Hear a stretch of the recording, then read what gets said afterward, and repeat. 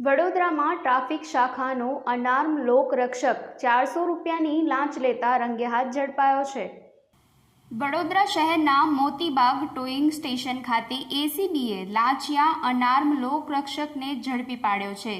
આ મામલે મળતી વિગતો અનુસાર વડોદરા શહેરના જુદા જુદા વિસ્તારોમાં નો પાર્કિંગ ઝોનમાં રહેલા વાહનોને વડોદરા શહેર ટ્રાફિક દ્વારા ટોઈંગ કરી ટોઈંગ સ્ટેશન ખાતે લાવવામાં આવે છે, જ્યાં ટોઈંગ સ્ટેશન ખાતે ફરજ પરના ટ્રાફિકના પોલીસ કર્મચારીઓ વિવિધ બહાના હેઠળ વાહન ચાલકોને મેમો નહીં આપવા બદલ વાહન ચાલકો પાસેથી ₹500થી ₹700 સુધીની લાંચની માંગણી કરે છે।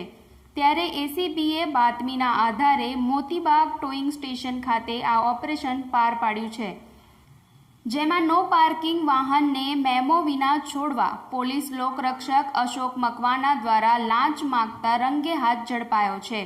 પોલીસ લોકરક્ષક અશોક મકવાનાને લાંચની રકમ 400 સ્વીકારતા રંગે હાથ એસીબીએ પકડ્યો હતો।